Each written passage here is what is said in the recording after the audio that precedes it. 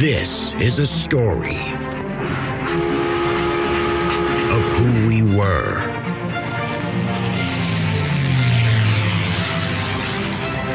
how we got here.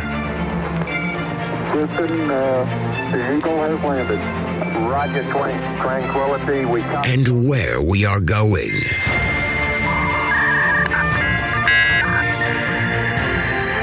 You've got mail. So join us as we take history off the page.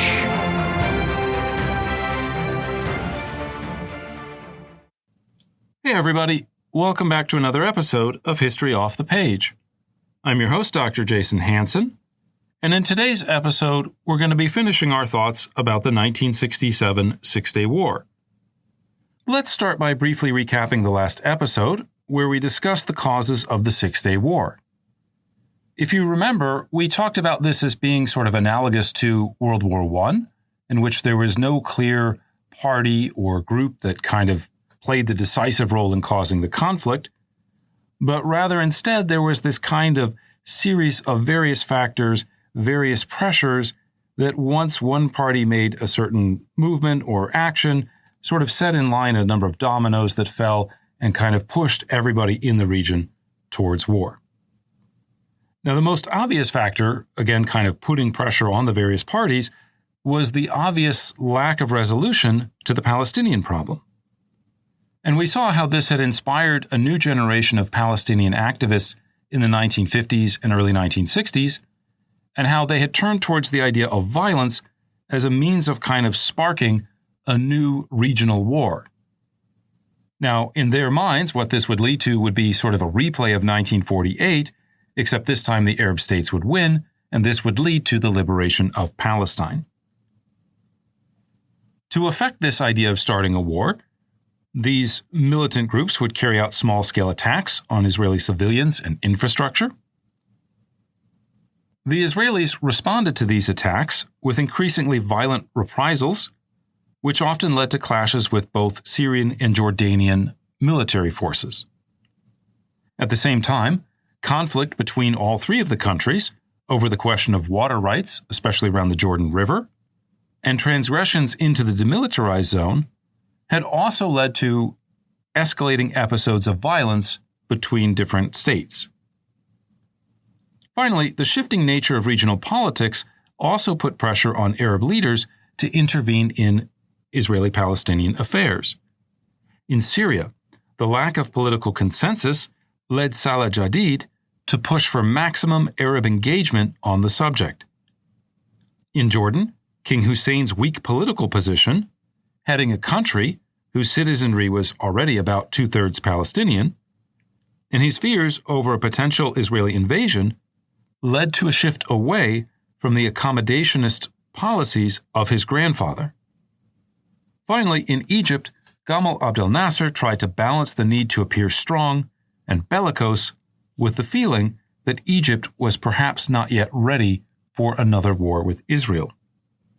Now, before we get into the meat of today's episode, the war itself, a few more words are probably necessary about why Nasser was so reluctant to engage the Israelis in open combat before 1967.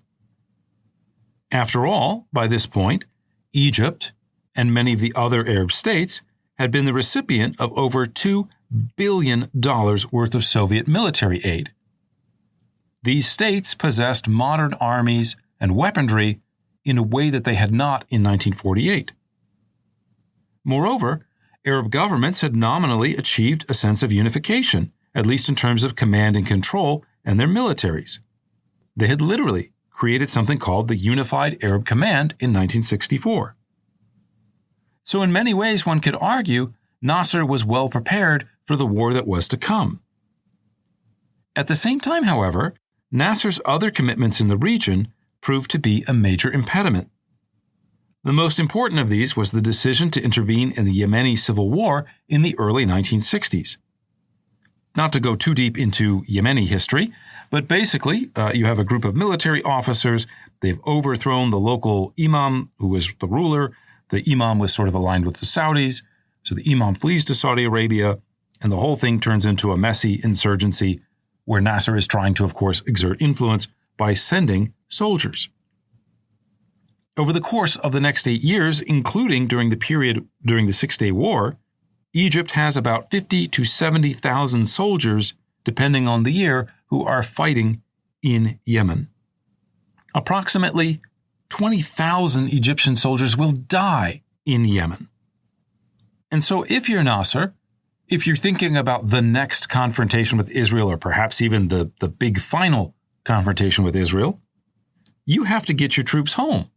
You want to be in a full position of strength before you go out and do this thing. The other issue facing Nasser was the readiness of the Arab states.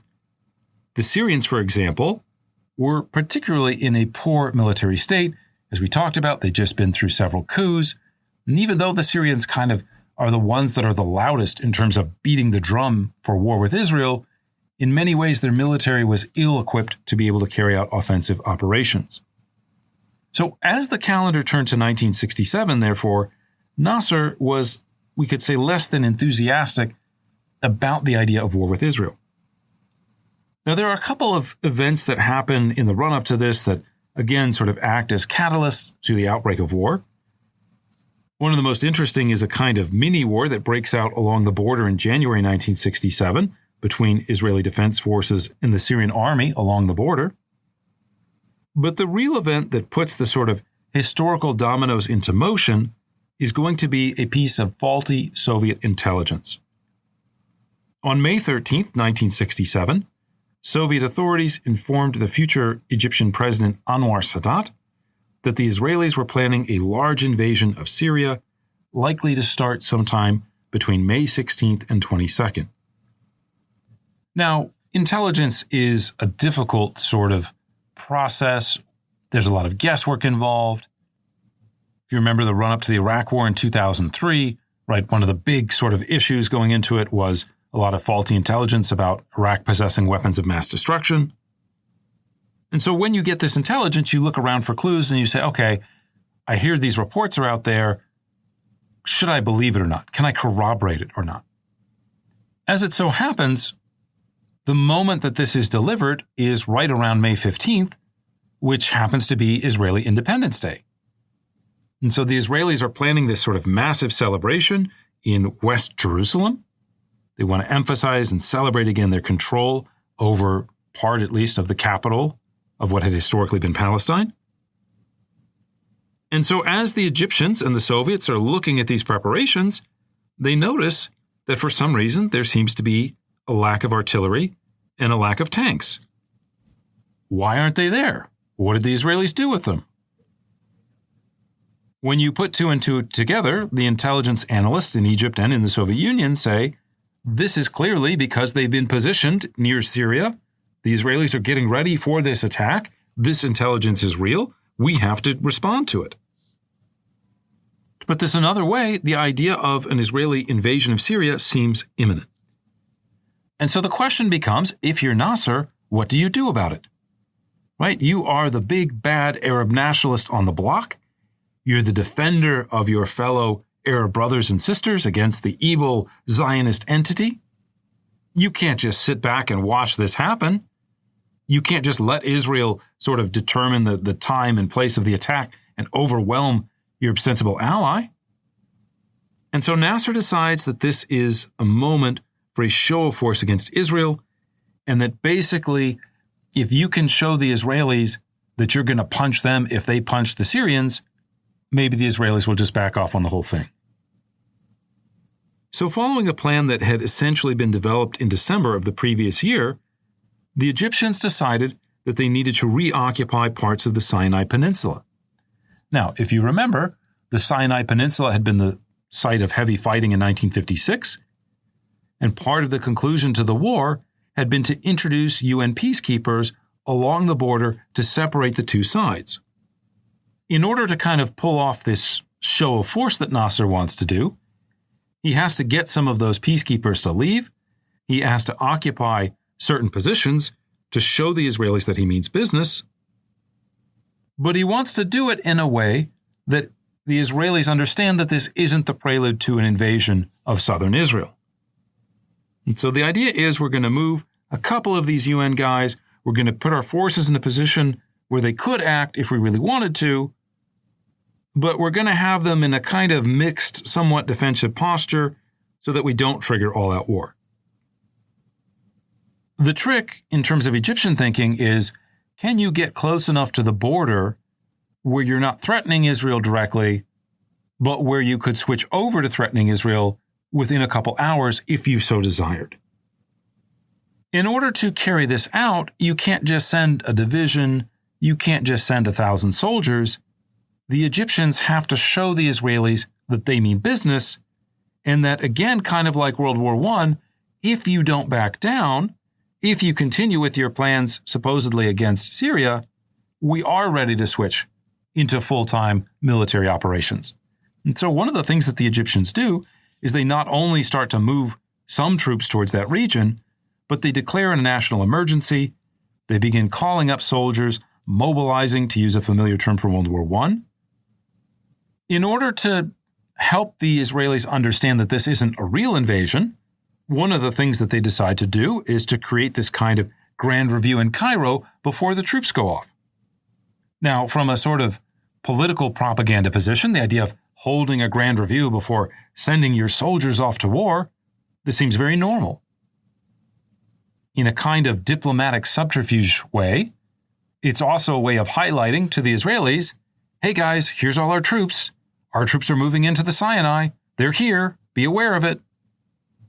And this is kind of a way of saying not just, hey, be aware of it, we're here to threaten you, but it's also kind of saying these troops are here, right? I'm not actually trying to attack you, because if I was, I wouldn't have told you that we were doing this. So this is a gamble. This is an attempt by Nasser, one could argue, to send various messages. But the question is, how well are they received? And unfortunately for the Egyptians, the Israelis did not get the full message, right? They got the idea back off of Syria, but they did not get that this was not setting the stage for offensive operations against Israel. And part of this is tied to the rhetoric of the moment. This is all happening again around May 15th. May 15th, which is celebrated in Israel as a day of national independence, in the Arab world is a day of mourning. It is a day known as Palestine Day because it commemorates, in the Arab imagination, the moment in which the idea of Palestine was stillborn, the moment in which there should have been this other Arab state, but it never saw the light of day. Because of this context, when you are talking about Palestine Day, it's not just a day of mourning, but it is a day to express a desire for revenge on behalf of Palestinians. So as these Egyptian troops are gathering in Cairo, as they are getting ready to march off to war, or at least to march off to threaten, but not actually create war, all of these other elements in Egyptian society are celebrating this not as a series of maneuvers, not as diplomatic subterfuge, but in the expectation that, yeah, baby, this is 0 hour. This is go time. We are going to avenge the moment of 1948, the defeat that led to the creation of the State of Israel. On the radio, Egyptian broadcasters proclaim, quote, "Our forces are in a complete state of readiness for war," end quote. Nasser himself declared, quote, "It is our duty to prepare for the final battle in Palestine," end quote. Moreover, as the Egyptians are kind of moving in this direction, the size of the Egyptian forces grows rapidly and significantly across the night of May 15th. The Egyptians will deploy, for example, over 100 T-54 and T-55 tanks, 150 armored personnel carriers, Soviet-made artillery, rocket launchers, howitzers, and a variety of other military hardware. Now, from the Egyptian perspective, this makes sense because the message you are trying to send is knock it off. If you attack our allies, we will attack you. But to the Israelis, you can't really tell the difference between someone sort of threatening you and saying if you carry out certain actions, there will be a consequence, versus someone leaping immediately into action against you. Another thing that happens, the Israelis at this point have a nuclear reactor that they've built at Dimona. They've had a little bit of help from the French in setting this up. In this moment, in the prelude to war, with all this buildup, the Egyptians decide this is a really good time for our first reconnaissance flight over the nuclear reactor. Now, the Israelis don't have nuclear weapons yet. They haven't finished it, right? They just built the reactor. They haven't actually produced a bomb. And so it's very understandable why Israelis would look at all this action and say, uh-oh, either they're going to bomb our reactor or this is going to be a full-scale invasion. Remember, the Israelis weren't actually planning to invade Syria, so they don't understand that part of the context. All this Egyptian buildup seems to come out of nowhere. Again, there's this kind of awful game of telephone, of mixed messages, if you will, where the Egyptians are trying to send certain signals, but the Israelis are hearing something slightly different. Another example of this happens the following night on May 16th. Nasser, in preparation for kind of threatening Israel, or perhaps even for invading Israel, demands that some of those UN peacekeepers relocate from their positions near the Gaza Strip to an alternative site within Gaza itself, but away from the border. Again, the Egyptian perspective, if we're going to attack, we don't want to kill UN soldiers that are there. From the Israeli perspective, if you think about the idea of, there's this expression, good fences make good neighbors. What if your neighbor starts tearing down the fence? Why are they doing that? What is their intention? And so again, Israelis kind of conceive of this as a sort of potential precursor to war. And in fact, they had said in 1957, when they had agreed to this, that if the Egyptians ever kind of pulled those UN troops out without negotiations, Israel would say, well, this, clearly you're getting ready to attack us, and so therefore war is on. Now, whether Nasser actually intended to attack Israel or not, most historians today would sort of argue, no, this was more to be a sort of show of force. The Soviet intelligence had something to do with it. UN officials understood the danger and the gravity of the situation. The Secretary General of the UN at that point was a Thai guy named U Thant. Thant suspected that Nasser was bluffing, that Nasser really didn't want the UN peacekeepers to leave because that would expose him to Israeli reprisals potentially. And so U Thant responds to this demand and says, if you want us to withdraw some of our forces, fine, we'll do that, but we're pulling everybody out. If you make us pull some of our forces out and that starts a war, we don't want any of our soldiers in the middle of a war zone. Playing what amounted to a diplomatic game of chicken, neither the Egyptians nor the UN blinked, and after 2 days on May 18th, the UNEF forces began to depart their locations along the border in the Sinai between Egypt and Israel.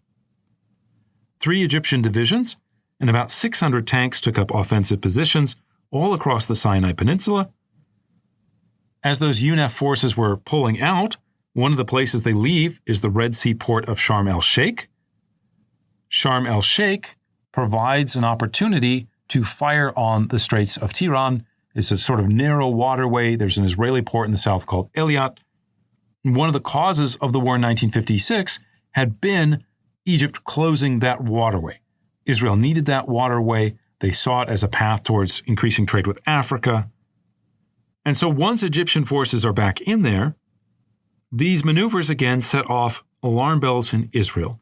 This seems like the prelude to an attack. This seems like something that has come out of nowhere.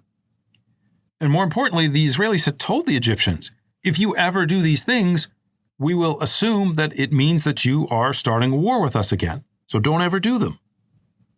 One other element to the story is that while all these events are taking place, people living in other Arab states can see what's going on. They hear the stories coming out of Cairo radio. They hear the stories or they see the news tapes of mobilization. And it seems to them like, yeah, this is the moment. We're going to attack Israel. We're going to have a repeat of 1948. And this time we are going to be successful. The leaders of these other Arab states, especially the Syrians, reinforced the notion that the time for war had come. In Damascus, Hafez al-Assad claimed it was time to, quote, take the initiative in destroying the Zionist presence in the Arab homeland." End quote. In Egypt, mass public demonstrations call for and celebrate the idea of war. Within the Egyptian government itself, whether or not Nasser had originally intended to reoccupy Sharm el-Sheikh, to close the Straits of Tiran, it's not entirely clear. But once the opportunity presents itself, he can't back down. He can't look cowardly. And so members of the Egyptian army command start to say, okay, we are going. This isn't just an exercise. This is the time. The overall Egyptian army commander, Hakim Amer, draws up plans for an invasion of the Negev. This was to be known as Operation Dawn. It was to involve airstrikes on Israeli airfields, the seizure of the southern port of Eilat, and the occupation of all of the Negev desert. Now, the Israelis are not also sort of oblivious to all this. The Israelis are paying attention too. They look at what's going on in Cairo. They start listening to speeches coming out of places like Damascus. They say, oh, okay, war is on. And they too will declare a general mobilization on May 20th. As this is taking place, the Syrians also start to mobilize. The Iraqis and the Saudis begin to say, oh, the war's breaking out. Let's get our troops ready. Let's be ready to go at a moment's notice to intervene, because, again, it seems like we're returning to 1948. Nasser, in many ways, whether he intended to just do a show of force or not, again finds himself boxed in. The pressure coming from other Arab capitals, the pressure coming from people inside of Egypt who want to see vengeance for 1948, who want to see liberation of Palestine. They make it impossible for him to back down. On May 22nd, Nasser announces the closure of the straits and essentially lights the fuse, or starts the countdown clock, if you will, towards war. Now, as I mentioned, Amer drew up these plans for offensive operations, came up with the idea of Operation Dawn, begins putting soldiers, tanks, artillery, everything is in position. They get ready to go. The orders are sort of distributed. And then, in a kind of very interesting moment, Nasser hesitates. Nasser will actually cancel the go order at the last minute. Now, part of this isn't just Nasser lost his nerve or something psychological. Part of it is the Cold War context. As all this is going on, Nasser can't just act alone, but he wants to know, if we get involved in a war with Israel, will the Soviet Union have my back? If I get involved in a war with Israel, are we going to have a repeat of 1956, only this time it's going to be the United States intervening? I don't want to get into a war with Israel and the United States. So he's trying to read the two superpowers, and he's getting kind of mixed messages. The Soviets say on the one hand, like, yes, we're going to support you, of course. On the other hand, privately, they kind of say, maybe you should just quit while you're ahead. The United States also sends mixed signals. The United States, of course, in the summer of 1967, is a little preoccupied with this strip of jungle in Southeast Asia called Vietnam. Privately, the United States tells Israel, don't fire the first shot, back down. Don't worry, everything is going to be okay.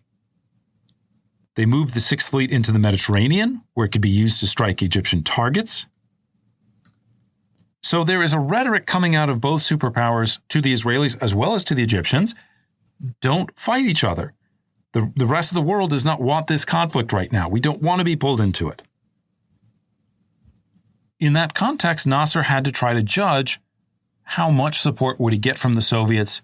If Egypt fired the first shot, maybe the Soviets wouldn't come to their defense. Maybe we'd have a repeat of 1956, only this time the international community would view Egypt as the aggressor. The last aspect of this kind of odd hesitation may be that Nasser realized in the immediate run-up to the implementation of Operation Dawn that the Israelis were aware of it, that the Americans are talking about it. The secret is out. And so if you're a good commander, you rarely want to tell the enemy what your plans are in advance. It's a great way to lose a war. The morning that the invasion was supposed to occur, the Egyptians get some more faulty intelligence. They hear there's an Israeli force of 500 vehicles. They're heading to the border with Sinai at exactly the same location that the 1956 invasion began.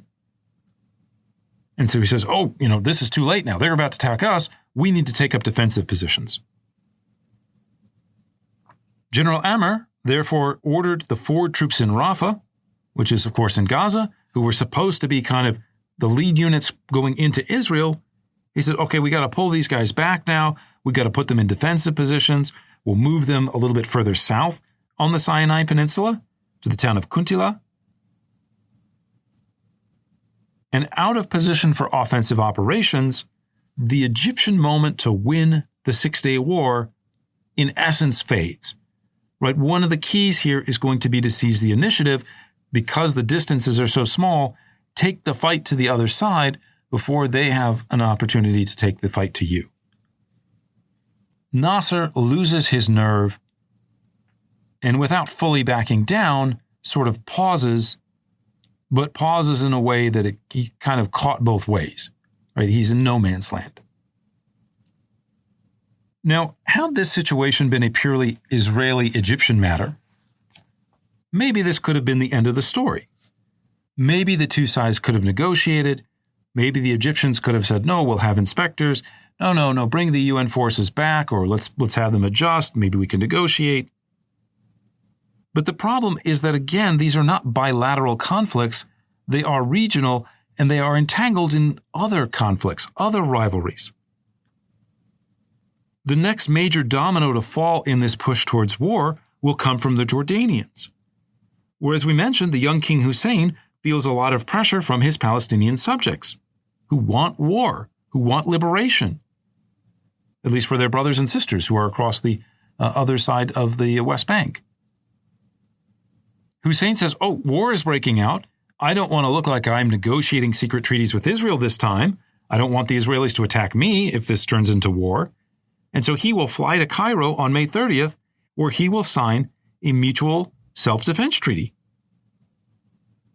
Now, it's modeled after a similar treaty that the Egyptians had with Syria, but basically it says, in the event of war, we're not only going to help each other, but we're going to allow those Saudi and Iraqi troops that were not supposed to be in Jordan, that were technically already at war with Israel, we're going to let them in to our territory, into our borders.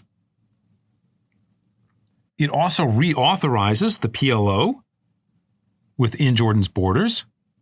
You remember the PLO had started as an organization that was supposed to be kind of answerable to the Egyptians. Hussein had kicked it out of Jordan because they were involved in these cross-border attacks. They were trying to kind of foment conflict between the Arab states and Israel, and Hussein didn't want this at all, so he had banned them. Another provision of the defense treaty is that an Egyptian general would take over command and control of the Jordanian army. And so on the following day, May 31st, the Egyptian general Abdul Monim Riyad flies to Jordan to begin coordinating strategy. Now, from the Israeli perspective, this is stunning. Jordan and Egypt had had a long-standing rivalry going all the way back to the First Arab-Israeli War. They had literally been calling each other names, saying, you guys are not standing up for the Palestinians enough. You guys are not anti-Israeli enough. And so for Hussein, all of a sudden, to embrace Nasser, to say, we're going to put our sort of differences aside, Arab unity, let's go for that. The prospect of war in Israel seems very real, and it seems very existential. Now, some of you might be wondering, why on earth would Hussein do this? Why not just let Israel and Egypt fight again, as you did in 1956? Hussein, of course, is thinking about his own political position, and he essentially comes to the conclusion that if we have an Egyptian general that's here commanding our troops, the Egyptians can't blame us for whatever happens. If the troops fail, then I can blame that on the Egyptians, and I can say to my people, no, I was standing up for the Palestinians. I tried to help you. I tried to be your fighter, your savior. So for Hussein, these actions on May 30th and 31st, these seem like a way to diffuse political pressure points within the Jordanian monarchy. In the short run, it was probably brilliant. Again, it turns this kind of significant negative, this significant problem in Jordanian society, and it transforms it into a virtue. He becomes celebrated. He becomes the guy who is standing up for Palestinians. But in the long run, it proves to be a disaster because it yokes Jordan's future directly to the actions taken by Egypt and Egypt's allies. And so as the momentum for war continued building, leaders from across the Middle East offered Egypt direct military assistance for what looked to be an imminent attack on Israel. And this included not only old foes like Iraq and Saudi Arabia, but also the countries of the Maghreb, Morocco, Algeria, and Tunisia as well. Faced with this strong likelihood or seemingly strong likelihood of invasion, lacking confidence that the international community, that the United States or Britain or France is going to do anything about Nasser's moves, the Israelis communicate with the British, the Israelis communicate with especially the French, who had been such close allies in 1956, and basically everyone says, let's figure out a diplomatic solution, don't fight a war, we all have other things that we're occupied with right now. A couple days go by and they try to seek these diplomatic understandings, solutions. There's talk about launching what would be called Operation Regatta. Operation Regatta was the idea of maybe sending an American ship through the Straits of Tiran. Let's open that up. Let's try to reassert the idea that no country should be able to close international waterways. But these moves largely fail to convince the Israelis that peace is at hand or that their interests will be safeguarded. Operation Regatta never happens. Nobody really wants to risk their ships being fired upon to save Israel. And so fatefully, on the night of June 3rd, or the morning of June 4th, depending on how you want to kind of time it, the Israeli cabinet voted for war. They based their attack plans on those that were drawn up by the future Israeli Prime Minister Yitzhak Rabin. He was the Israeli chief of staff at this point. One of the other things that they do is they bring back Moshe Dayan. Moshe Dayan, of course, had been the architect of the successful invasion of Sinai in 1956. They bring back Dayan, and he's going to sort of adjust Rabin's kind of plans a little bit. And what he settles on is, interestingly enough, the idea of a limited war. Let's strike Egypt in Sinai. Let's eliminate that threat. But above all else, we do not want war in Jordan. We do not want war with Syria. We don't want to be fighting a multiple front war. We don't have a large army. We don't want to get ourselves into the same predicament as 1948.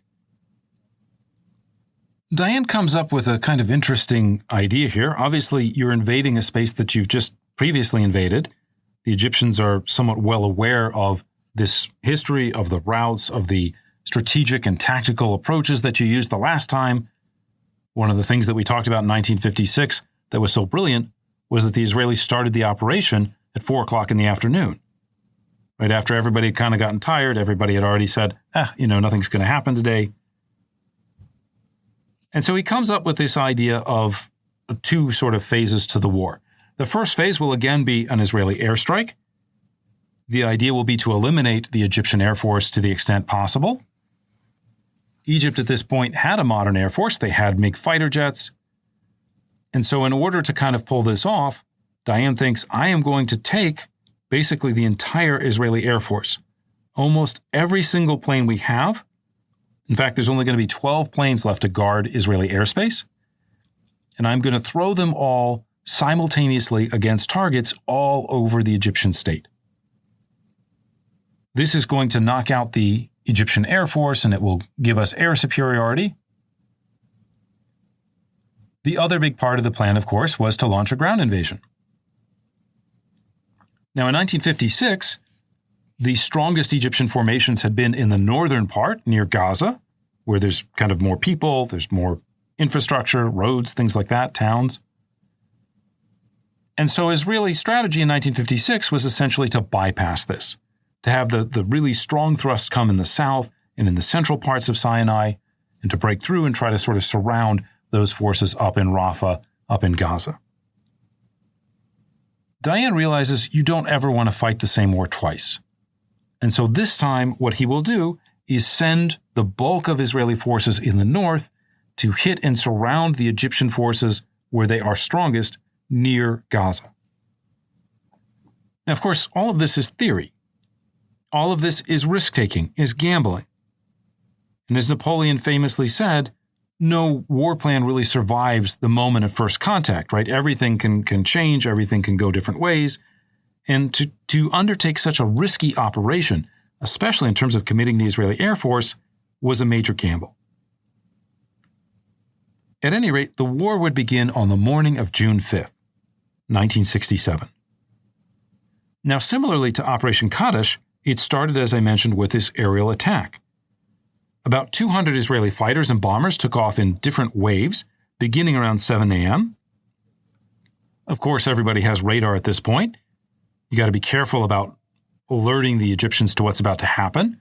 And so one of the things that they do is they not only stagger the takeoffs so that the people taking off first are the ones that are striking the farthest away parts of Egypt, but they also don't fly directly towards Egypt. They head out towards the Mediterranean, they head south towards the Red Sea, they make it look like it's some kind of exercise going on. The Egyptians, the Jordanians, they're not really sure what's taking place. Once they had reached sufficient depth, these airplanes will then turn inward towards Egyptian airspace. They do so flying under 45 feet from the ground in order to fly under Egyptian radar. And in some ways, this is kind of brilliant because they launch their beginnings of this attack at 7 o'clock in the morning. Now, we talked about this a little bit in our episode on the Suez War. When do invasions usually start? It starts right before dawn. I want the element of surprise.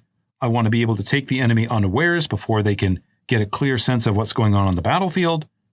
And then I want the sun to be up after the initial stages so that I can coordinate and make adjustments and exploit the gap that hopefully I've opened. The Egyptians are, of course, not stupid. They realize this. And so, of course, when are you most alert from a military perspective? It's right before dawn. Got to get up at 4 a.m., stand to post, be ready to fight. And then, of course, when the fighting doesn't happen, well, now I'm going to go back and have breakfast. Now I can relax. You know, the war's not happening right now, right? Maybe today we're in the clear. The Israelis will strike the Egyptians at the moment that the Egyptians have just kind of let down their guard because they've decided war isn't coming that day. Moreover, the Egyptian Air Force did not think a whole lot in terms of defensive strategies, which is kind of crazy if you think about it, because Israel attacked Egypt in 1956. With the idea that Israel might launch an invasion, this is not some sort of shocking, surprising thing. But the Egyptians store their airplanes in the open. They don't build protective concrete bunkers. If you go to Vietnam, for example, you can still see these kind of airfields, and you can see the protective bunkers where the United States kept its airplanes, or where South Vietnamese forces kept their airplanes, because they knew there was always the threat of a mortar attack. So you put them in a concrete bunker. Well, the Egyptians don't do this. Egyptian planes are just sitting there on the runway. They also group their planes by type. So if I'm trying to triage what are the airplanes that I want to destroy first, I know exactly which bases to hit first, and then I can go and deal with, let's say, the older, slower jets or even prop planes. I can deal with those later because I know exactly which military base they're at. I know exactly what part of the airport they're at. When the Israelis arrive on the morning of June 5th, they will hit the runways first. They will use a new weapon in war, a new type of bomb. It's called the Durandal. This is developed jointly with France. It's named after the Sword of Roland. It's kind of a clever invention if you think about it. Basically, it's not just a bomb, but it's a bomb with a retro-rocket and a parachute. The retro-rocket fires in order to get it pointing sort of downward, and then you have a second rocket that will launch and drive the bomb into the pavement. So you're not exploding on the surface of the runway, You're using a rocket to drive the bomb down into the asphalt and then explode it from underneath, so you create even more difficult examples of damage. You create even more destruction of the airfield, and you make it harder to repair. The initial sorties that are carried out by the Israeli Air Force are incredibly devastating. In just the first 30 minutes of fighting, the Egyptian Air Force loses about half of its planes, almost every single one of them on the ground. The Egyptian Air Force is totally taken by surprise. The Israeli planes strike, they head back, they refuel, they come back, they eliminate another quarter of the Egyptian Air Force. By the middle of June 5th, just several hours into the fighting, 13 Egyptian Air Force bases, 13 Air Force bases have been disabled by the Israeli military operations. A third of Egypt's pilots are dead, and even if they were alive, they don't have any planes to fly. Now, in terms of timing, the Israelis were very sort of strategic, very clever in terms of trying to game plan out when to maximize their advantages, but they even sort of succeeded beyond their wildest dreams. Because one of the other things going on when all of this fighting starts is that the overall Egyptian commander, Hakim Amer, happens to be on a plane flying over Sinai. Amer says to his defenders, "Whatever you do, do not shoot at airplanes. The SAM batteries, the anti-aircraft batteries, don't open fire on planes that you see, because it could be me in the plane." The Israeli Air Force, again, devastates the Egyptian Air Force before Amer can land, and in many ways, one of the most critical aspects of the war has been decided within a couple hours. Now, once Amer lands, he does call up the Syrians, he calls the Iraqis, he says, "Look, we're at war, we have this mutual defense treaty, start bombing Israeli airfields." But here, Amer was betrayed by the illusion of Arab unity. The Syrians, for example, talked the talk before 1967. The Syrians, as we said, were the ones beating the drum the loudest, talking about how everybody else wasn't really committed enough to the fight.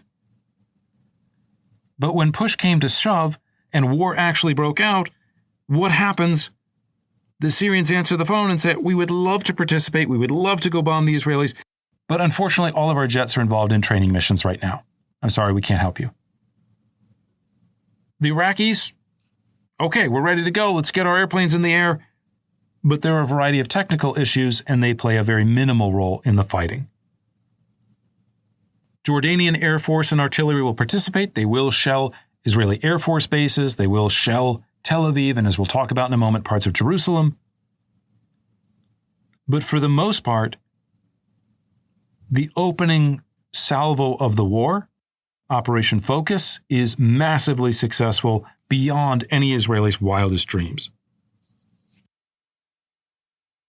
Another problem that the Egyptians encounter at this sort of moment of the outbreak of war is the fog of war, right? The notion that it's hard to tell what's going on in the heat of the moment. It's hard to tell what units are where and, who shot down who and that sort of thing. And so here, the experience of living in a dictatorship becomes particularly problematic. We saw this in the war in Ukraine. It is very difficult for commanders in a dictatorship to report failure, to report defeat, to report losses. It's much easier to exaggerate your successes. You don't want to be punished by reporting that you failed or, again, that sort of bad things have happened. And so in this early period of the war, the first morning, June 5th, Egyptian headquarters comes to the conclusion that far from suffering a devastating defeat, their forces had actually beaten back the Israelis. Amer is told, "We've actually shot down a lot of the Israeli planes. We've wiped out the Israeli Air Force." He wires General Riyad, the Egyptian commander in Jordan, that up to 75% of the Israeli Air Force has been lost. It takes until the afternoon for the Egyptians to realize how badly the war has gone. And by this point, the false information has already been transmitted to the radio. They're already talking about how much damage they've done to Israel. And for other countries in the Middle East, in particular the Jordanians, this seems like we don't want to miss out. We better jump into this war. We better attack Israel too, or else we're going to look like we were sitting on the sidelines and we're going to be, judged as missing the great moment of the liberation of Palestine.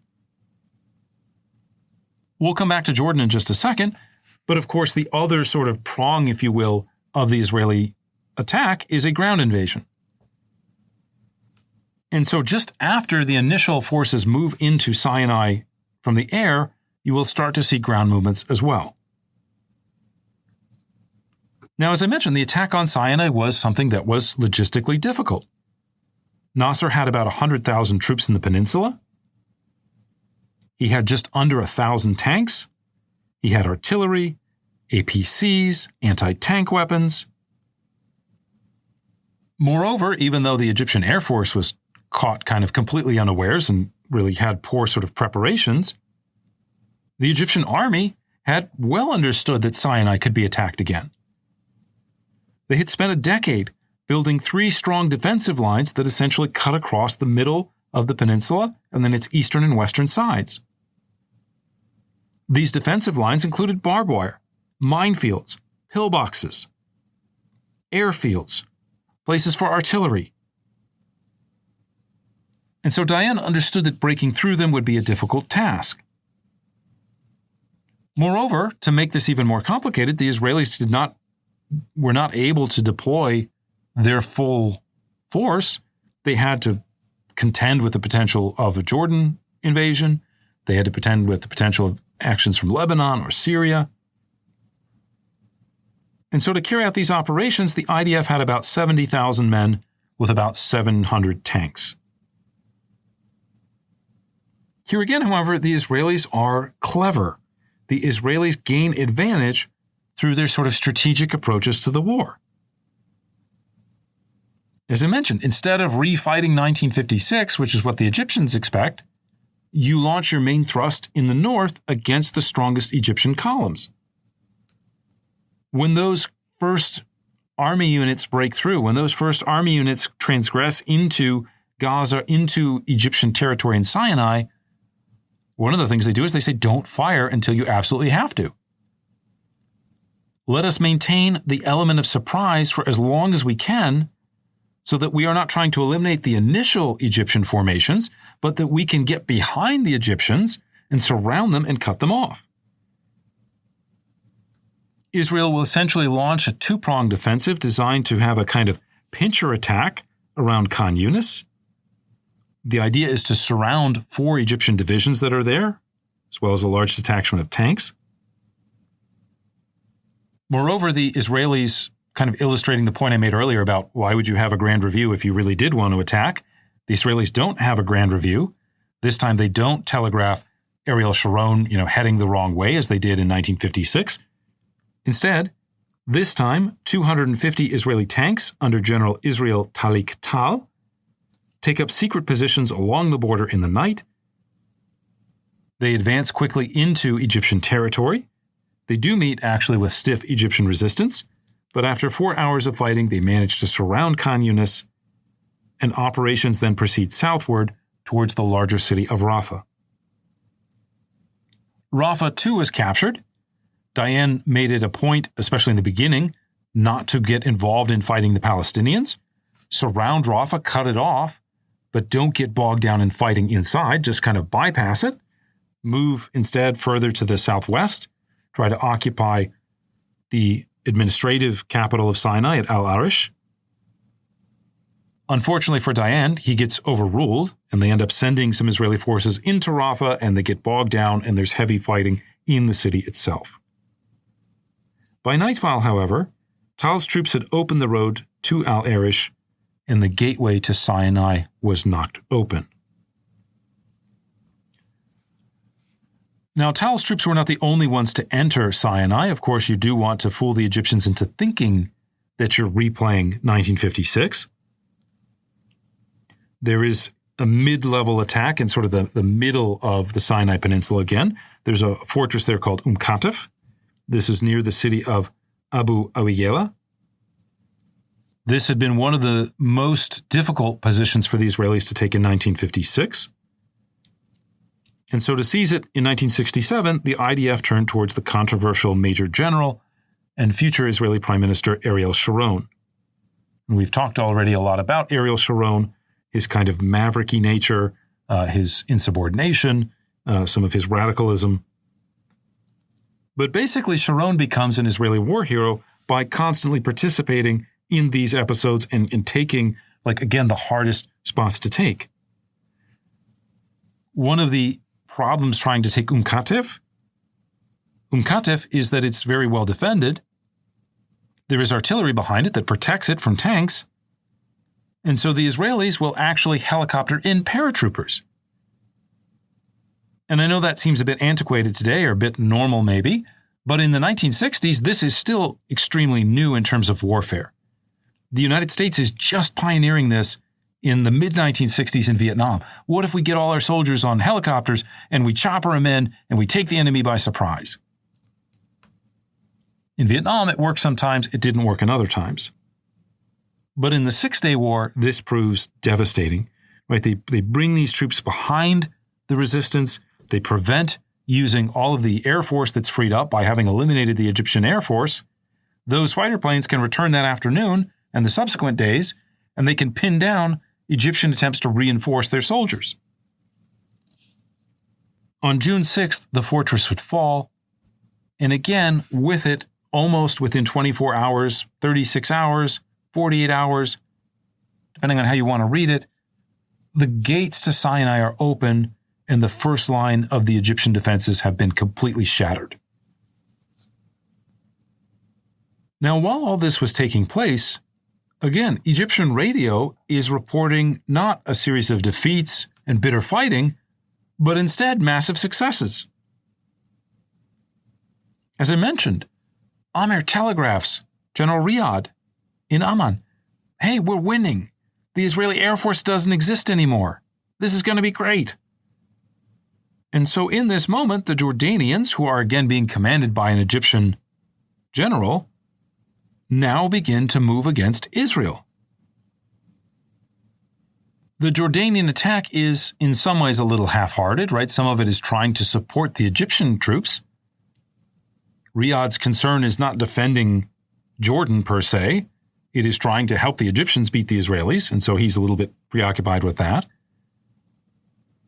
The Jordanians also see it as an opportunity to kind of revise a little bit the fighting that ended in 1948 in Jerusalem. One of the things that had happened was you had a lot of bitter fighting. The Jordanian forces had captured the Jewish quarter, but most of the city, especially the newer part of the city, remained in sort of Jewish hands and became part of the new Jewish state. The supposed defeat of the Israelis in Sinai and the large concentration of Israeli forces there presented an opportunity for the Jordanians to essentially finish this conquest of the western part of Jerusalem.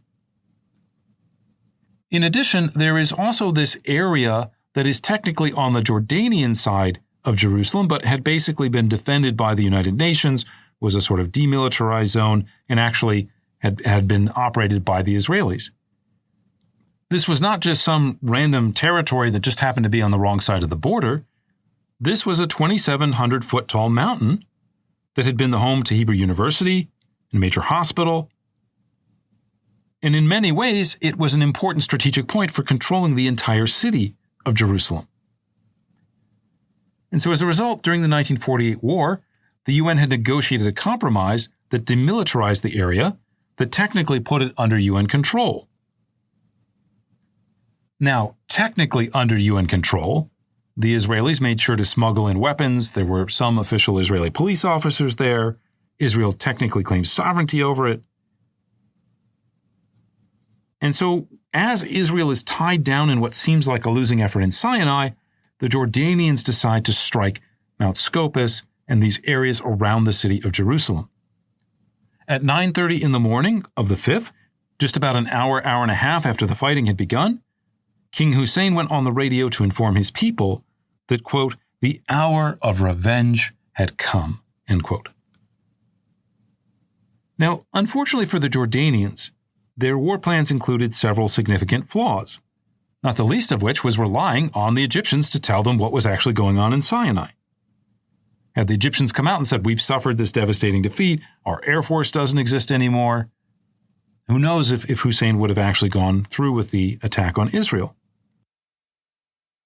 The other big problem for the Jordanians, though, is that they didn't really have clear objectives in the war.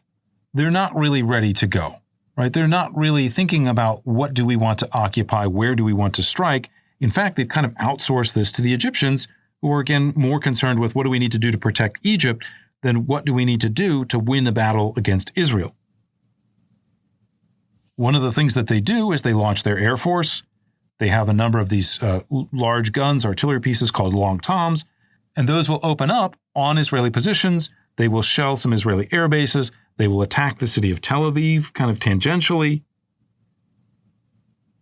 But they don't really do a whole lot to change the dynamic of the war with Israel. Another problem for them is, again, they're relying on their Egyptian allies.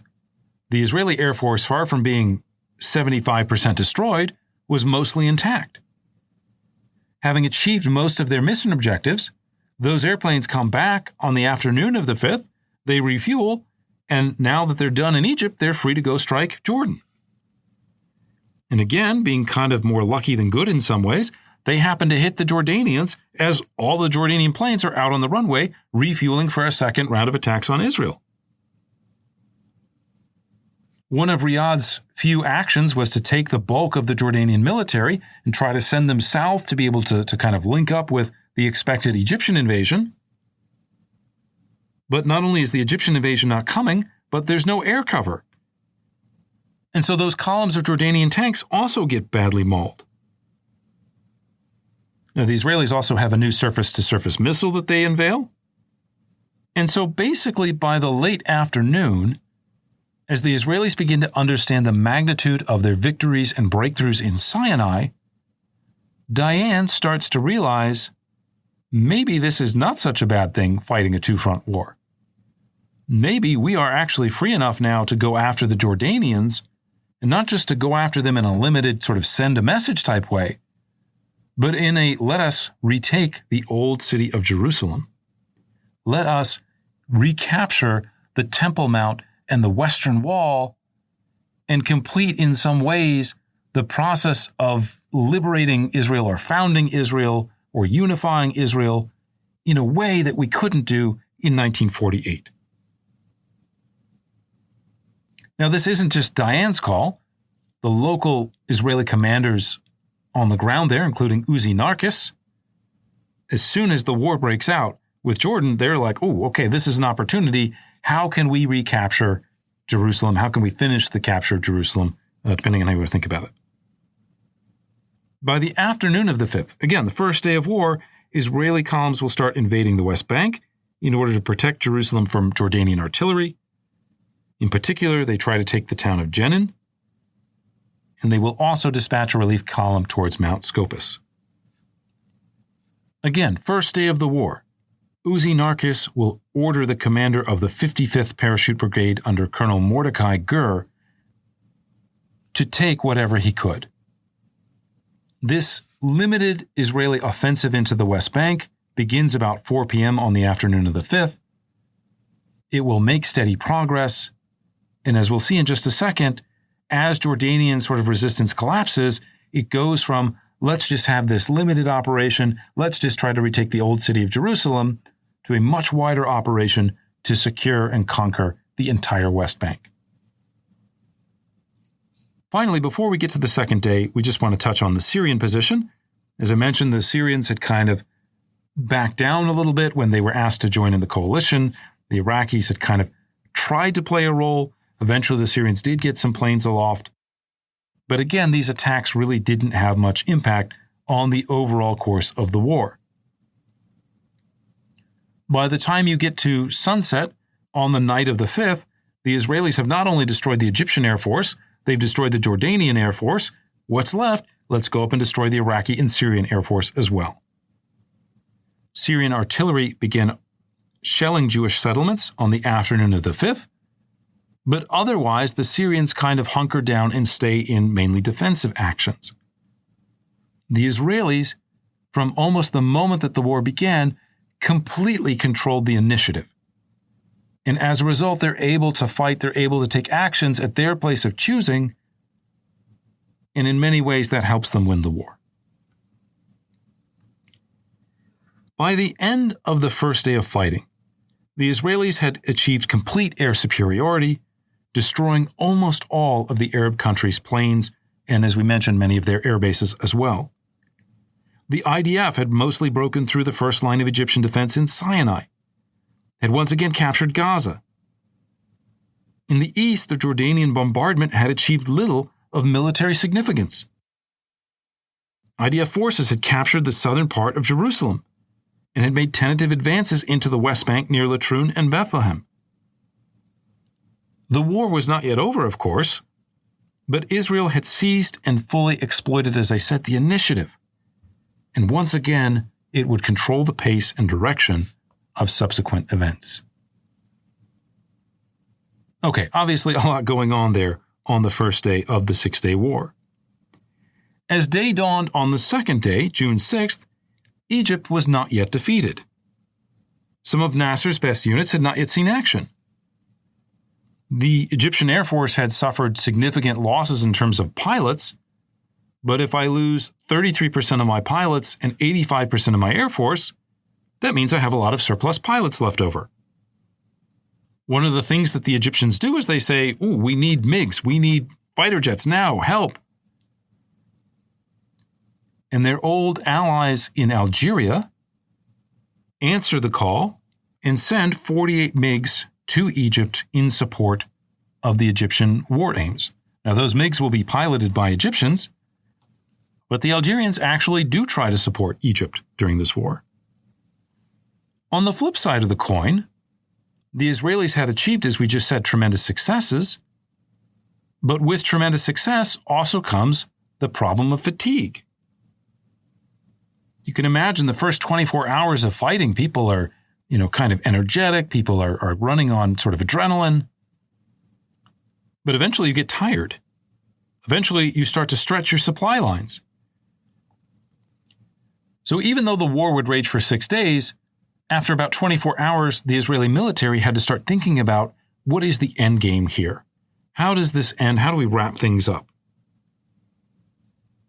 Now, luckily for the Israelis, the overall Egyptian commander, Abdul Hakim Amer, basically lost his nerves. Instead of falling back to the second line of Egyptian defenses, that, as we mentioned, kind of run through the middle of Sinai, that had been carefully constructed over the course of a decade just to deal with this type of situation, Amer will order, just as in 1956, a general retreat back across the Suez Canal. And again, in a replay of 1956, the retreat doesn't go well. The retreat is disorganized. These forces are retreating without any air cover. The Israeli Air Force is able to bomb at will, is able to strafe at will. Israel will occupy more and more of the Sinai Peninsula. And of course, by the end of the war, they'd occupy the whole thing.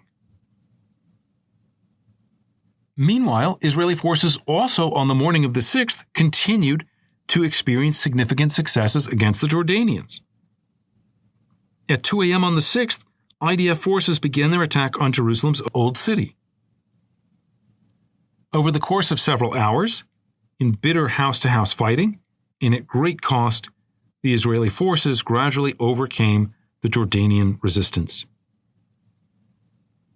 Elsewhere in the West Bank, the situation rapidly degenerated into a situation similar to Sinai. Israeli forces, reacting to this, increased the pace of advance. At one point, the Egyptians and Jordanians considered a full withdrawal of Iraqi reinforcements. The Iraqi reinforcements that were supposed to be coming, it's a very long journey from Iraq to Jordan to Israel. You're crossing a lot of desert, a lot of open territory. Guess what? You have no air cover. The Israeli Air Force goes to town and destroys a lot of those Iraqi reinforcements before they can even reach the battlefield. By 11:30 of the second night of fighting, orders came for a full retreat across the Jordan River. Now, almost immediately after this occurs, King Hussein kind of changes his mind. By this point, the United Nations, the United States, the Soviet Union, they're all kind of negotiating on a ceasefire. They're having some limited breakthroughs in that regard. And so Hussein basically figures, you know what, maybe we can get the international community to step in. If the international community declares a ceasefire, the Israelis will have to honor it. Maybe I can keep the West Bank. And so he actually sort of sends his soldiers back in to be able to fight against the Israeli forces and sort of delay their occupation. I knew I'm moving much more quickly through day 2 here than I did through day 1. That's because, again, most of the fighting happens on day 1. By the time you get to day 3, the Arab armies are almost completely broken. As the day dawns on June 7th, the biggest threat to the Israeli military is no longer the Jordanian forces, the Egyptian forces. It is now a question of time. How much pressure can the international community put on Israel to stop fighting before Israel can complete the conquest of the West Bank or potentially even moving into Syria? Understanding this reality, Narkis pushed his men to take the old city with all possible haste. The assault on the last Jordanian positions began at 6 a.m. on the third day of fighting, including artillery attacks on the city and the use of napalm on the August Victoria Ridge. By mid-morning, Israeli forces had made significant progress into the area, securing the surrender of the city's remaining forces from a group of Arab notables. For the Israelis, and more broadly for Jews everywhere, the capture, or recapture, if you will, of the Western Wall was greeted with jubilation. There were literally people dancing in the streets. This seemed, again, in many ways, like the moment in which Israel not only sort of guaranteed its own existence, but where it began to shape that existence in terms of territory, in terms of self-understanding of what constituted the biblical lands of Israel. As often happens in these types of cases, the meaning of this occupation was not just experienced in terms of what Jews wanted, but was also understood as trying to reverse the power dynamics that existed beforehand. If you are talking about who controlled this territory, with a kind of asterisk on the period of the British Mandate, Arabs had ruled over the city of Jerusalem basically since the 7th century. Because of the geography of the city of Jerusalem, they had built this beautiful Dome of the Rock mosque atop the Temple Mount, which just happened to be right next door to the location of where the old temple used to be. And so you had this kind of give and take, this fighting, at times repression of Jews' ability to worship at the Western Wall. After the fall of Eastern Jerusalem in 1948, Jordanian authorities had prohibited Jews from worshiping at the Western Wall. So 20 years had gone by, and they'd been unable to do this. Capturing the Temple Mount was not only therefore a military victory or even a political victory, but it was a religious victory for Israeli Jews.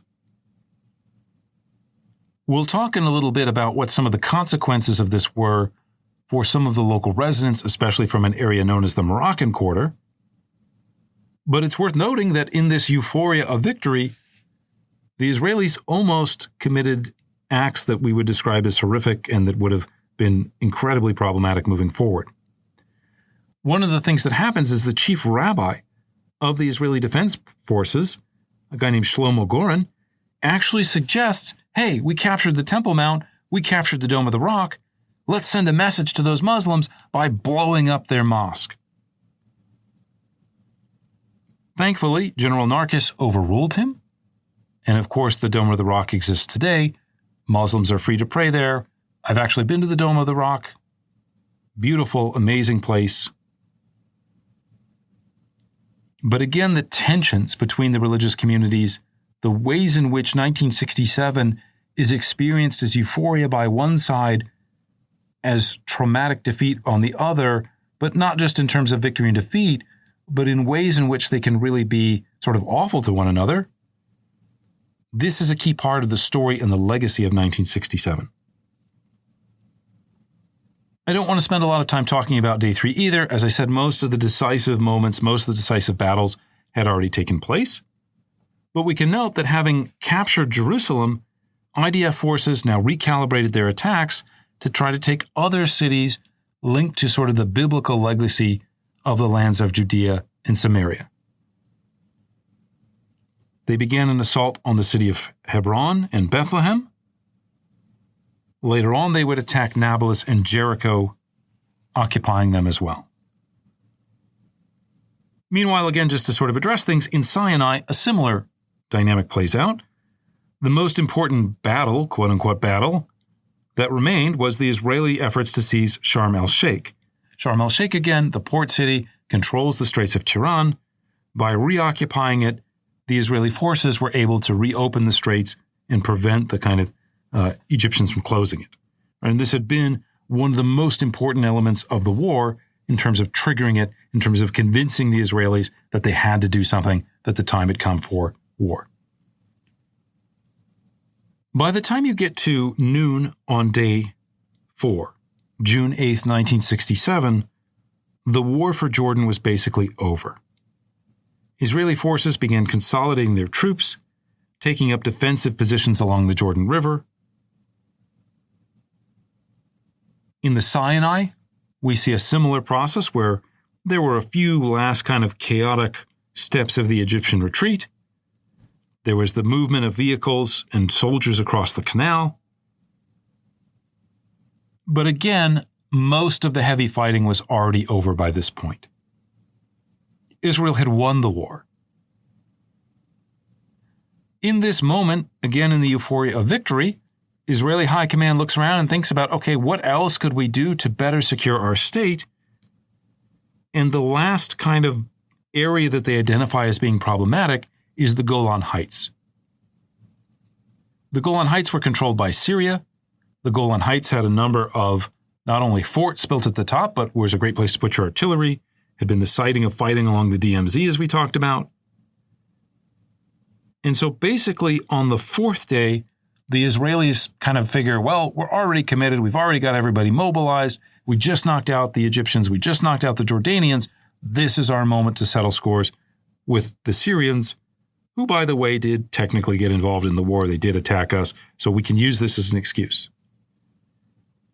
This is a difficult call in some ways, though, right? So you are going to launch your forces. You're going to try to take the initiative here, but it is a difficult prospect.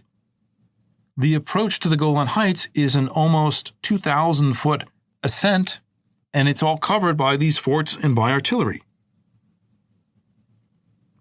There was also a political risk. In enlarging the war to include Syria, would Israel lose any goodwill it might have had for the Egyptians seeming to have started the war, or at least for provoking the crisis that led to the war? Would the UN get involved? Would the UN sort of start to say, well, actually, Israel is launching a war of aggression here? This was certainly how it was perceived in many Arab countries. Would attacking Syria risk losing the gains in Jordan and Egypt? For 2 days, Israelis' political and military leaders basically go back and forth on the issues. At 3 a.m. on June 9th, the Syrians actually realize that the jig is up, that the game is over, we're going to lose. And so they actually officially accept the UN-mandated ceasefire. They try to say, oh, no, an international community, we think just like you do. We don't want war. We don't like all this violence. Let's pull us out before we get to feel kind of the brunt of the Israeli attack. Diplomatically, the Israelis kind of delayed as long as they could the implementation of this ceasefire. They try to find excuses. They try to say, well, those I's aren't dotted, those T's aren't crossed. They try to buy just a couple more hours to carry out this invasion of Syria. At 9:40 a.m. on the 9th, the IDF will officially begin its invasion of the Golan. This starts with airstrikes on Syrian positions. And while the airstrikes actually only have a limited effect in terms of their material cost, psychologically, they are incredibly demoralizing for Syrian troops who realize at this point that the war is lost. They don't really want to fight anymore. And so, why do we want to get bombed by the Air Force? The Israelis would attack the heart of the Syrian defenses in the Golan. Their advances were slow and bloody. To kind of pave the way, almost literally speaking, the Israelis start with 8 bulldozers to kind of clear mines and barbed wire and other obstacles. Almost immediately, 5 of the 8 bulldozers are destroyed, hit immediately by artillery on the ascent up. The Israelis will use Sherman tanks here, but a number of them get lost in the fighting. Many of them are disabled by Syrian fire. And in the end, the Israelis have to charge the Syrian bunkers on foot. There is this, again, very bloody, hand-to-hand fighting, point-blank range shooting. And while it came at a considerable cost, by nightfall, the IDF had achieved a breakthrough and most of its immediate objectives in terms of gaining access to the plateau above the Golan Heights, or the central part of the Golan Heights. Now, while all this took place, the UN Security Council continued to debate the best path forward. Of course, it would pass requests for ceasefires. Initially, when the Egyptians make these reports of, we've wiped out the Israeli Air Force, we're winning this war, the Soviets try to kind of resist the idea of a ceasefire. Once it becomes apparent that the Israelis are winning, the delaying tactic kind of shifts to the United States. The Arabs say, well, we should have a ceasefire, and also Israel should evacuate all the territory that it took. Let's bring everything back to the kind of pre-1967 borders and situation. Let's turn the clock back. The American delegates say, great, we're going to turn the clock back. Obviously, that includes opening the Straits of Tiran, getting UN peacekeepers back, Egyptians withdrawing from the Sinai. And of course, the Soviets and their Arab allies don't like that so much, and so they go back and forth. You can imagine this game of intrigue, of what do words mean, what is the definition of is, that kind of thing. In the end, these delays enabled the Israelis to continue their offensive operations, and in fact, on the last day of the war, the Israelis basically just decided to ignore the Israeli acceptance of the ceasefire motions in order to achieve their final military objectives. Again, one of the problems with the United Nations is that it doesn't have its own army. It's not able to enforce its own resolutions. And so at times, when people just decide to ignore it, there's not a whole lot it can do about it. On June 10th, the final day of fighting in the Six-Day War, Israel completed its last major objectives in terms of seizing the Golan. And here, the fog of war was once again an asset. In the initial attacks against the Golan, Israel had conquered the border forts, had gained access to the plateau, but had not really broken through the major Syrian defenses. On the 6th day of the fighting, Syrian radio begins to broadcast that the town of Quneitra, close to the capital of Damascus, had fallen to Israeli troops. This in turn caused Syrian forces on the Golan front to begin a retreat. Now, this retreat was more organized than the Egyptian versions of it, but it was still a retreat. Quneitra would fall early in the afternoon, but more as a result again of this collapsing front than by Israeli pressure. Finally, having achieved all of their military objectives in terms of capturing the Golan, capturing the West Bank, capturing the Sinai, at 6 p.m. local time, Israel finally accepted the ceasefire. By June 11th, the war was over. In terms of its cost, like 1956, it had been a devastating defeat for the Arab nations. Egypt lost some 10,000 to 15,000 men in just a single week of fighting. To put that number into some perspective, at around the same time, the United States lost 58,000 soldiers in Vietnam, but over the course of 10 years. This was 10 to 15,000 men in just a single week. An additional 5,000 Egyptian soldiers were missing. Another 5,000 had been taken prisoner. And there were many, many more wounded on top of this. The Egyptians also lost approximately 85% of their air force. somewhere between 300 and 700 tanks, as well as more than 1,000 other vehicles. In, again, just a week, the vast majority of the Soviets' $2 billion investment in the Egyptian military literally went up in smoke. Now, the other Arab countries suffered fewer casualties, but similar losses in terms of hardware. The Jordanians lost about 700 men, with several thousand wounded. They also lost a large percentage of their air force, their tanks, and their artillery as well. Syrian casualties are a little bit harder to pin down, but estimates range from about 500 to 2,500 men. And while some of these numbers may seem small to us today, keep in mind we're talking about a relatively small population in almost all the combatant countries. By contrast, again, the war had cost Israel very little, at least in comparative terms. Just under 1,000 Israelis died in the fighting, with around 4,500 wounded. Israel lost 40 planes and several hundred tanks, but this was hardware that could be replenished through aid from countries like the United States, who increasingly came to see the Jewish state as a reliable and valuable ally in the region. And when I say reliable, I don't just mean that the Israelis would do whatever the United States wanted. Clearly, there's a lot of tension, a lot of friction at times if you look at all the political and diplomatic history.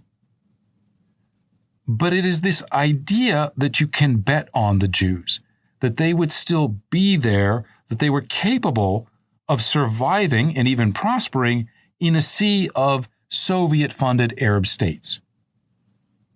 Now, of course, we should also put an asterisk on this because the United States had an Arab ally in the region, which was the Jordanians. As always in war, not all of the cost was borne by the armies. For many Palestinians, who played little active role in the fighting, the war was in essence a second Nakba. As the IDF moved into the West Bank, more than 300,000 Palestinian refugees would flee their homes and move deeper into Jordan. Once again, there would be this wave of refugees who will be relocated, who will live in tent cities under cruel conditions. Now, living in Jordan, this was a little bit better because many of them were already Jordanian citizens. But still this idea of exile, this idea of being driven out of your homes. We should add to this, too, that this is not an intentional program of ethnic cleansing as had been the case in 1948. These refugees, almost all of them decide to leave of their own volition. Equally important, of course, is what happens to the other 700,000 Palestinians in the West Bank. Most of them stay in the expanded Israeli state, but they become kind of political aliens in their own lands. Arab residents of Jerusalem and the Golan Heights were given an opportunity to claim Israeli citizenship, but the vast majority of the Palestinians remained in a kind of political limbo. And it's not only a political limbo because Israel controls the territory. Officially, it's not really part of the Israeli state. Israel is occupying it, but it's not an integral part of the Israeli lands. Parts of it will kind of be annexed over the course of time, but it's like it's in this limbo. Who is really living there? What is the situation? What does the future look like? A lot of it's just up in the air. As in 1948, the war also brought out the darker side of humanity, especially in terms of the treatment of minority groups. Again, while there was no systematic ethnic cleansing of Arabs akin to the Nakba, looting by Israeli soldiers and civilians was not uncommon in some of the newly occupied territories. Likewise, the few remaining Jewish communities in the Arab states also became targets for reciprocal violence. In Jerusalem itself, the Arab-dominated Moroccan quarter was razed just 3 days after the end of the fighting. Why did they get rid of the Moroccan quarter? It was to open space along the Western Wall, or the Wailing Wall if you prefer, for Jews to be able to worship there. Now, in some ways, this doesn't seem like such a bad idea. This doesn't sound like so unhuman. right? It is literally the most holiest site in all of Judaism. They hadn't been able to pray there for basically about 20 years. Why not, even for just sort of safety purposes, why not open more space so people have more access to it? But the way that this raising is carried out, there is an element of ritual or ethnic violence to it that is meant to send a message about the new power dynamics within the city of Jerusalem. There is no sort of clear, rationalized, organized process. Today there would be city planning meetings, there would be debates, you would get to hear from all sides, they would reach some kind of conclusion. Instead, this decision is just kind of made ad hoc. Few preparations are made in advance of the demolition to prepare the residents for the fact that this is about to happen. Instead, soldiers and police show up and they say, look, you've got an hour, you've got 2 hours, maybe 3 hours, maybe less than an hour to evacuate. I'm going to blow up your house. You have less than an hour to pack. Can you imagine what that experience would be like? Can you imagine if someone said that to you today? What would you take? How much could you carry? This obviously becomes a point of Arab grievance in the years after 1967. For the most part, as I said, there is no repeat of the Nakba in sort of formal terms in 1967, but 3 additional Arab villages near Latrun, which was a key site of fighting in 1948, were also intentionally demolished. Now, in some ways, the quick end to the war turned out to be a good thing, one could argue, settling some of the outstanding regional security issues in a way that 1956 had not. One could argue again that in many ways 1967 marked the final chapter in the battle for Israeli independence, confirming in the minds not only of Jews, but especially for many Arabs, of the permanence of the 1948 partition. Even as they hoped for future territorial revisions and thought about the possibility of an independent Palestinian state, the dream of erasing Israel became understood as more of an aspirational fantasy than it seemed to be a realistic future possibility. Now, the Arab states would fight Israel again in 1973 during the Yom Kippur War that I mentioned, but in large part this was more about positioning and about pressuring the Israelis to return Sinai than it was a real attempt to simply erase Israel from the map. For Egypt, the Six-Day War was also definitive in a way that 1956 had not been. Struggling with health-related issues, defeated for the second time in just over a decade, after 1967, Nasser was in essence a broken man. In fact, after the fighting ended, he offered his resignation. This was turned down. There was a kind of popular movement to keep him in power. But his days of being the guy who drove the bus, the guy whose actions everyone else in the Middle East reacted to, those days of power and agency were past him. Like many governments around the world, in 1968, his regime would be rocked by student protests. And in terms of regional politics, Nasser's star also began to fade. Defeat in 1967 proved for many people the hollowness of the promises of Arab nationalism. It robbed the dictator of his most important ideological pillar of support. After 1967, the other Arab states would begin to orient their politics more overtly towards their own interests, showing more desire to figure out who to blame for their failure than in trying to avenge it or to repeat it. In many ways, the Iranian Revolution in 1979 would begin to shift attention away from the Israeli-Palestinian issue and more clearly towards the Sunni-Shiite split within the Islamic communities of the Middle East. To put an exclamation point on these matters, Nasser would die of a heart attack in September 1970. And as we talked about, his successor, Anwar Sadat, would largely abandon many of his principles, reaching a permanent peace deal with Israel in 1978 in exchange for the return of the Sinai Peninsula. For Jordan's King Hussein, the end of the 1967 war was not the end of his political headaches. Burdened with even more Palestinian refugees, he initially sought accommodation with them, including militant groups like the PLO. But by the spring of 1970, surging nationalist spirit within disaffected Palestinian political groups led to calls for the overthrow of the Jordanian monarchy. Palestinian militias that essentially functioned as a state within a state began to emerge as a clear threat to Hashemite sovereignty. Following a series of airline hijackings that September, Hussein ordered the army to crack down on the more radical Palestinian organizations. Known as Black September, the quasi-war between Jordan and the PLO would later lead to the relocation of the PLO to Lebanon, which would eventually touch off a different civil war in 1975. In the years that followed, age and cunning made Hussein into one of the most important, most respected political leaders in the Middle East.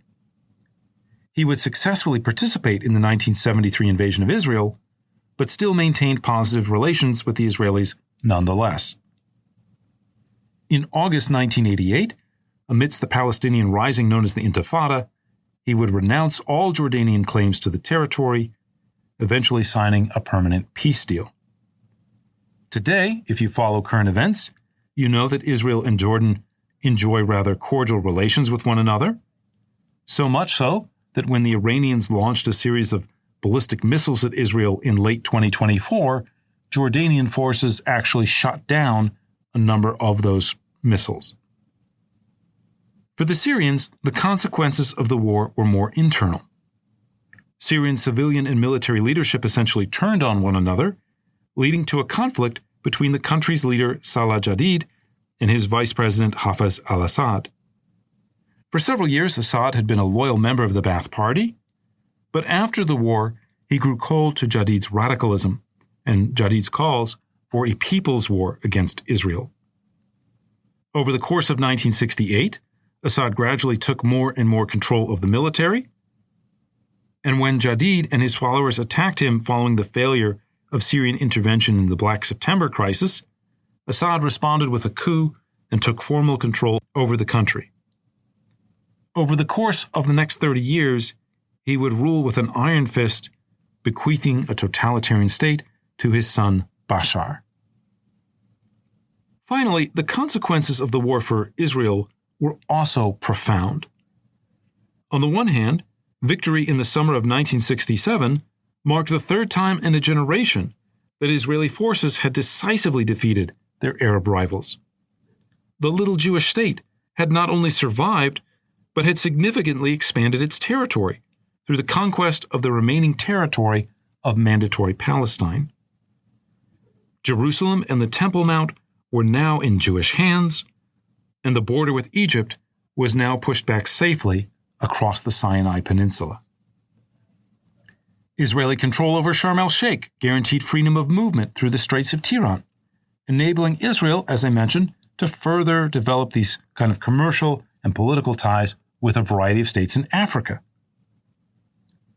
These victories produced not only a sort of basic euphoria one might expect from winning a war, but they seemed to some Israelis to confirm the validity or the truth of Zionism and the promise of a Jewish return to biblical lands. We'll say more about this in just a second. Before we get there, though, we also want to add that economically, even though the Israelis suffered losses a little bit larger than they had in 1956, the war proved to be beneficial to Israel. The rapidity of the Israeli victory and the relative security it produced encouraged not only large donations from Jews living abroad, but especially helped to awaken a thriving tourist industry. In addition to all this, there were several oil wells in the Sinai, and in the end, if you put all these things together, 1967 became a profitable enterprise for the Israeli state. But if 1967 was a moment for Israelis to celebrate, it also raised new questions about the nature of their state. Israel by 1967 was a successful democracy. It was also, however, explicitly Jewish, designed, as we talked about, for Jews and their interests. So long as Israel held a large Jewish majority, which again had been an explicit goal of the 1948 War of Independence, these fundamental aspects complemented each other rather well. But occupying Gaza, the Golan, and the West Bank brought millions of new Palestinians under Israeli authority. Jews were still the majority population in Israel, even if you included the occupied territories, but by narrower margins that again resembled the original partition plan. What did this mean for the Jewish nature of the Israeli state, as well as its non-Jewish Arab inhabitants? Some Israeli leaders, such as Moshe Dayan and later the foreign minister Abba Eban, recognized the difficulty that the presence of so many minorities in a Jewish state might create. And so they began to advocate for a permanent, one might argue inclusive, peace deal.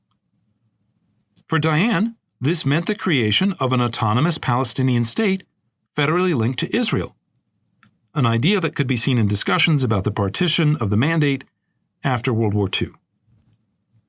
Eban eventually came to favor Palestinian statehood in the West Bank, eventually joining the 1967 Israeli Chief of Staff, Yitzhak Rabin, in the 1990s in the push for peace. Other Israeli leaders, however, chose to either ignore these contradictions, or they hoped that by achieving a position of strength, they would be able to guarantee the eventual peace on the land. Led by the labor minister Yigdal Alon, they chose to reinforce their claims to Jerusalem by building new Jewish settlements around the city to create what was in effect a physical barrier between Palestinians and their Jordanian neighbors. The former radical and future Prime Minister Menachem Begin, incidentally founder of the Likud party, would push these ideas further, hoping to use settlement to preclude the creation of any Palestinian state. With the exception of the 1990s, this policy of settlement has guided Israeli policy ever since, accelerated in the early 2000s under former General Ariel Sharon, and more recently Bibi Netanyahu. Sadly, all of these efforts have not led to peace, but more episodes of violence, including uprisings in 1988, 2000, and of course more recently the war in Gaza. Speaking of peace, 1967 in some ways also revealed the impotence of the international diplomatic efforts and the United Nations in particular. Despite a relative global consensus against war in the months running up to its outbreak, neither the superpowers nor the United Nations were able to prevent the war. Nor, when the war ended, were the diplomats able to create a comprehensive solution to the Arab-Israeli conflict. They certainly tried, eventually producing UN Resolution 242 on November 22, 1967. Now, the resolution expressed many positive sentiments, including asserting in its preamble the, quote, inadmissibility of the acquisition of territory by war and the need to work for a just and lasting peace in the Middle East in which every state in the area can live in security, end quote. And while all the parties eventually somewhat grudgingly accepted this principle, the resolution bogged down on familiar lines. Israel demanded that its Arab neighbors recognize its right to exist.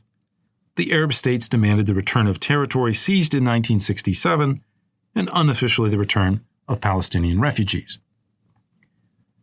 In some cases, the passage of time led to the resolution of the underlying issues. As we mentioned, Israel eventually reached peace agreements with Egypt and Jordan, and less successfully with the PLO in the mid-1990s. But for Palestinians, Resolution 242 was actually a reminder of their marginalization. Not having a formal state of their own, they did not participate in negotiations over it, nor were they directly named as active participants or parties in the resolution. Instead, They were referred to essentially as refugees, a sort of passive, problematic group that the world needed to figure out what to do with or how to solve, not as a sovereign people entitled to their own state. Whether a truly equitable solution was possible after 1967 lies in the eyes of the beholder. But one thing is clear. While in many ways 1967, one could argue, led to an end to the Arab-Israeli conflict, and yes, there is that war in 1973 that we put an asterisk on, the war's result actually inflamed the Israeli-Palestinian conflict considerably. We don't have time today to fully explore the legacy of 1967 from the Palestinian perspective, but the short version would be that it convinced many Palestinians that they had to take their national destiny into their own hands, that the Arab states and the international community could not be relied upon to save them. Without a modern army, without a state, how on earth was this possible? As I said, looking about the world, they found comfort in revolutionary struggles in places like Ireland, Vietnam, and especially Algeria. Fatefully, the leading Palestinian political parties therefore turned towards a campaign of violence against Israeli and Jewish civilians. And I mean Israeli and Jewish civilians as two separate groups because it also applied to Jews from all around the world who were treated as being the same. This campaign of violence would focus on hijackings, bombings, and kidnappings, and one could argue that it is this ideological spirit that animates groups like Hezbollah and Hamas today. And it is a key to understanding the continued violence that we see in the region. Speaking of cycles of violence, perhaps it is appropriate to end by restating this fundamental principle of the region and its history.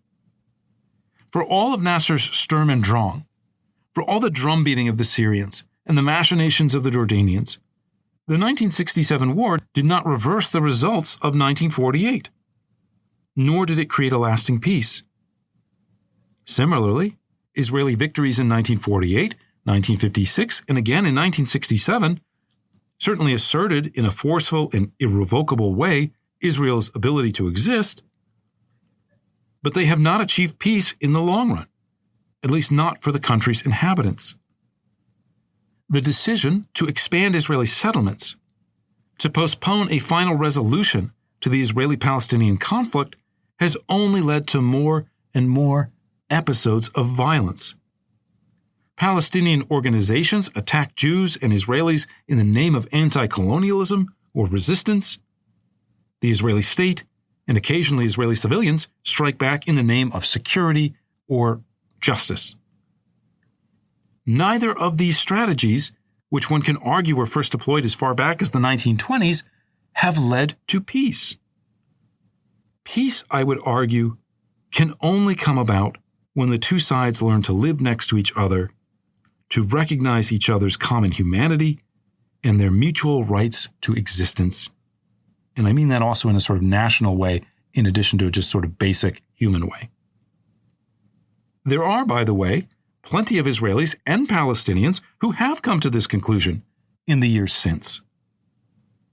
But sadly, their reasonable and peaceful voices are all too often overcome by the power of violence and the ability of images of suffering to trigger anger and hate.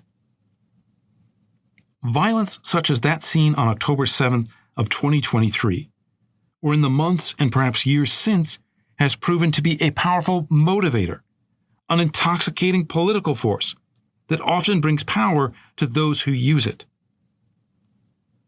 But again, and I cannot emphasize this enough, it has not ended the conflict. It merely kicks the can down the road until the next episode, the next moment of revenge, the next search for justice. One can argue that these episodes of violence create memories of loss and sorrow in both communities, memories that are then used to justify new and even more harrowing episodes of violence. The whole cycle continues again and again. Ordinary people, Palestinian or Israeli, remain unable to take control over their own lives, to develop and to live out their own dreams and aspirations in a way that is divorced from and independent from the other group. As I said, this is unfortunately a theme that stretches back decades. It is something that we have talked about time and time again through the course of this podcast, and it is something that we will see in future episodes when we talk about things like the rise of the PLO, Black September, the expansion of the Likud Party, and it underlines October 7th and the current Israeli response in Gaza. These will have to be topics that we go into more detail about on another day. As I mentioned in the intro, our next episode is going to return to questions about European history. We are going to start a 12-part series on Nazi Germany, a topic that sadly is also saturated with issues related to power, identity, and violence, and which for some of you will have a very contemporary relevance. Full of important lessons, I'd argue, for the present day. Anyway, that's going to be it for now. Thank you again for listening. We hope you'll join us next time as we take history off the page.